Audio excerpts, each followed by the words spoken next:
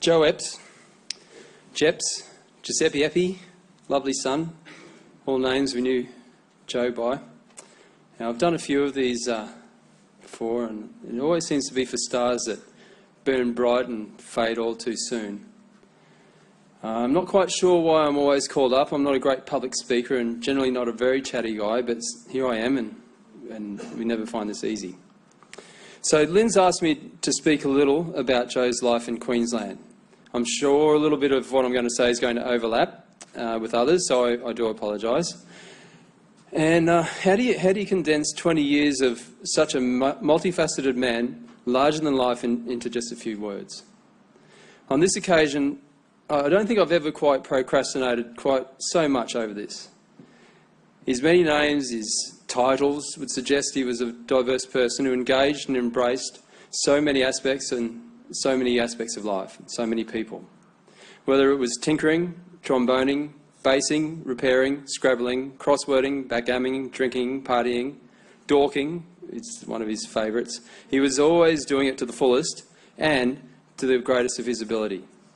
He was quite a competitive guy at times. Anyway, I thought it best to start by giving a little bit of a timeline of his years in Queensland. I first met Joe in 1997, some 12, 13 years after he moved to Queensland to work at Jupiter's Casino as part of the show band. I believe he worked in the casino up until about 92. And during this period, Joe formed some strong bonds with a lot of the South Gold Coast music luminati. Some were old friends who had also followed work to the Gold Coast, and others were new. I was a teenager during those years, and as a keen surfer, spent a lot of time on the coast, and the Gold Coast was a pretty raw place and at the end of the Bjelke Peterson and Russ Hins era. And I know that Joe embraced the lifestyle to the fullest, and he was living large. He had a house at Palm Beach for a while. He had a Jag, I think, and I recall a mention of an MGB. He had a couple of boats and a wardrobe of white shoes, and he wasn't scared to use them. Yeah, and I've got to say, Joe's fashion faux pas have kept me amused for a lot of years. And one of the things I loved was how he was always so willing to laugh and share them with you. He was the first to point out his class. His second house was at Mudgera Bar, and after, as Joe had put it, he gave that house away, and he embraced the bachelor lifestyle fully. And I believe he started managing flats at Labrador, living with quite a personality called Greg Karga. There are all manners of mischief and scamming going on, and I was told that during one encounter with the boys in blue, the officer said they don't normally have to deal with people as old as him engaging in that sort of behaviour. I think that was around about the same time when he was asked to give his eye colour, and he responded with red. It was soon after this time that I first met Joe. It was 97, and I was playing in a band with Joe's good friend Wayne Newey. It was called No Sweat. We had two sets, one set of music of Blood, Sweat and Tears, and the other was playing Chicago. The band was formed to play the midnight until 2 a.m. show at Bob Watson and Tom Hare's Bass Note, a recently opened jazz venue in Brisbane. We were short of a trombone player, and Wayne brought Joe along. He was still on the Gold Coast then, and he blusted in, full of noise and frivolity, giving everyone who looked like they deserved a piece of his relentless wit. I remember thinking, who is this guy? And I chirped up quite proud that, I'm going to get married soon, and Joe quickly chirped in that, don't worry, son, you can't be happy forever. He met my father for the first time at my Bucks party, and he said to him, I don't know what all the fuss is about, it's only going to be for a few years. Lasting impressions. So, and then the rehearsal came and we played, and I remember thinking, who is this guy, man? Like, his playing was amazing, and it was a real wake-up call to all of these young guys. I think he mentioned that just because we all had long hair didn't mean we had to play like girls.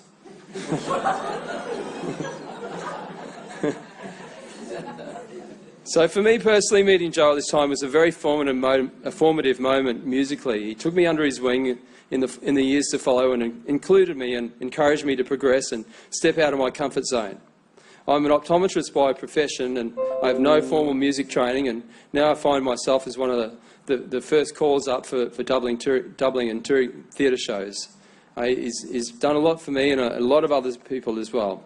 He got my me my first gig with Charlie Hull on Shout, and introduced me to Ray, who's here tonight, and got me doing shows with him. And I ended up on the road with Gene Pitney, with Joe, and for there my musical life snowballed. And with Joe, it was a world of contagious hilarity, antics that everyone wanted to be part of. And there was always room for as many who wanted to join in. Talking to his Gold Coast colleagues and his collaborators, it was a common story. Joe's effortless, inclusive nature was to bring along all and sundry who had the stamina to keep up. And if you didn't keep up, well, don't worry, son, we'll pick you up when the next time around. As I write this, I listened to a recording done in 97, 98 of the No Sweat Band and a few friends called the New Boys. And every chorus that Joe played blew each and every one of us out of the water. And I'm sure he knew it, but at no time did Joe make you feel self-conscious or lacking. It was all about the thing, the energy and the moment. He moved to Brisbane, I think, around about 1998, and to take over the upstairs of a mutual friend of ours, Rod Shepherd's house, where he spent the next 5 years. It's during this time that I got to appreciate Joe's love for orphans, and his endless need to tinker. For those who don't know, an orphan to Joe is a car that gets no love. You can tell a man about his hobbies, and he couldn't resist a bargain. And like his musical colleagues, he could always see the potential in rough diamonds, a vision which seemed often clouded by, as Barry said, and maybe fogged more than anything, by more than a little bit of nostalgia. He had an Alpha GTV and then another, so he could hybridise the first one for the good bits to put into the other. He had a Ford Fairlane that when he bought it would only go backwards. He had a Morris 1100, which he thought would be a good idea to put in a sunroof. He picked the sunroof up for nicks in the paper, and, well, we all questioned when he pulled out the jigsaw to cut a hole in the roof, but true in Epps' form, his confidence was contagious, and somehow he managed to turn his Morris into a slick sports car.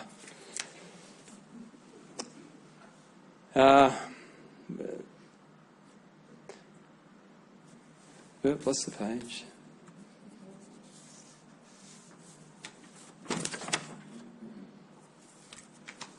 Sorry, boys and girls. Printer failure. So there was another time when we used to have a house at the Gold Coast, and Joe would often stay with us, and he had a leaking toilet, and he decided, well, as a form of goodness, he'll fix the toilet for us. So as he's pulling the part out, he dropped an important nut down the loo, and it was gone. So he scratched his head, and off we went to the local hardware store and picked up a universal part to fit the toilet. And as we were putting it into the cistern, we realised that universal part didn't fit the existing part, so we need to get another universal part. So off we go to the hardware again, and the hardware was shut. And so then we go to the next hardware a few k's up the road and get the universal part, and then off we go and we fix it. We finally get it fixed, and we stand back and look at it and crack a celebratory beer and flush the toilet to make sure it works. And next thing, the nut that we lost in the first place ended up in the bottom of the toilet bowl. Yeah, another fine example of Joe's stubborn, never-given nature, that although at times was a little bit misdirected, was always ended with a positive outcome. During those 5 years living with Rod and Kim, there were many fine memories and countless laughs of Joe's love for a communal meal. The boys were a little addicted to computer simulators at the time. They had a Formula One set up with a full PA providing sound effects and sessions that would last all night. Joe's car was Dar Lovett. He felt there were two types of girls in the world. We all know the end of that. Joe's inclusive nature and easy manner made him an amazing network of friends and people of all walks of life. He needed someone. If you needed someone, he could always find a man for the job, and he could guarantee they would have an interesting quirk that would invariably make the job a more memorable journey. It was this network and Joe's love for tinkering that would lead him to talk to Greg Aitken from Brisbane Brass Repairs, while they're both playing a season of Crazy for You at the QPAC Lyric Theatre. It turned out that Greg was looking for an extra hand on deck to do some repairs at his shop. Joe jumped at the job. Well, almost. I remember some trepidation about getting up before 10 in the morning, having to be polite to people before the sun went down, and possibly having to talk with children and their parents. He felt it was possibly a little odd starting a new career when all his Wollongong contemporaries were pulling up stumps. Anyhow, off he went, and he never looked back. And again, the same theme of exceptional workmanship and at times a little bit too much honesty and an honourable work ethic got him through. Greg and Joe went off to the UK, as Barry mentioned, and at the RAF factory, Joe presented the owner with his bark trombone, his sound, his horn of 30 or 40 years, and said, well, we'll use this as how to overhaul the trombone. So Greg reckoned the airfare may have been about $2,000, but the look on Joe's face when the owner had the blowtorch and the love of his life totally dismantled into tiny pieces within minutes was absolutely priceless.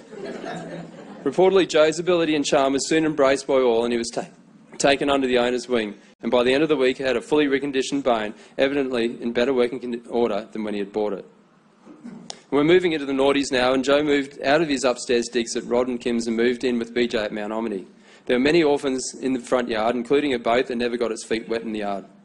Joe was headhunted by Australian Academy of Music and set up repair division. It was soon after that he met Lynn, and Joe would often tell us if he was wooing a new lady by saying, I found myself another Arnie Saggy. He called me Saggy for whatever reason. He would normally rate them as to whether they were worth a half a house or not.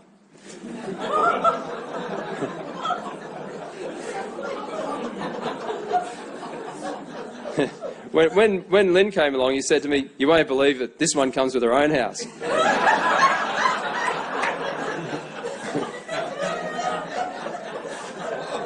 He said to me that she could be my superannuation.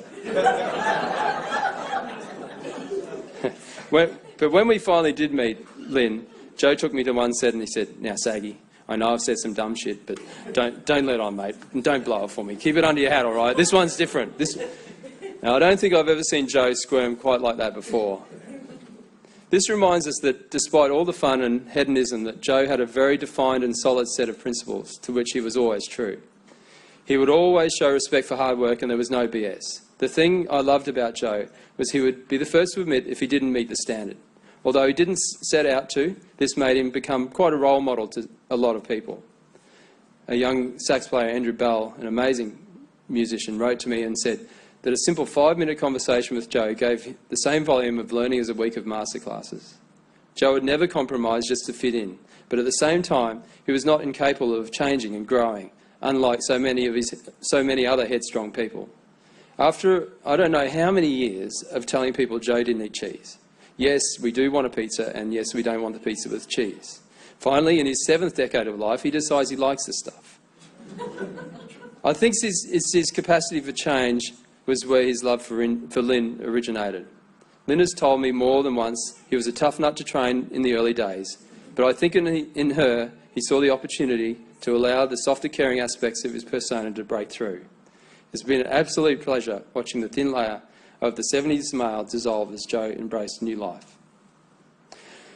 I've rambled enough. There are so many stories and antics I could go on for hours and might catch you later on. But when I called out for thoughts to help me write this, I was inundated with words: honour, brilliance, talent, laughter, integrity, inclusive, supportive. Although my favourite, and it didn't come up much, was mischievous. We all love Joe. Hopefully he won't be missed, because every day when we look at our reflection, we should, each and every one of us, see a little part of Joe smiling back.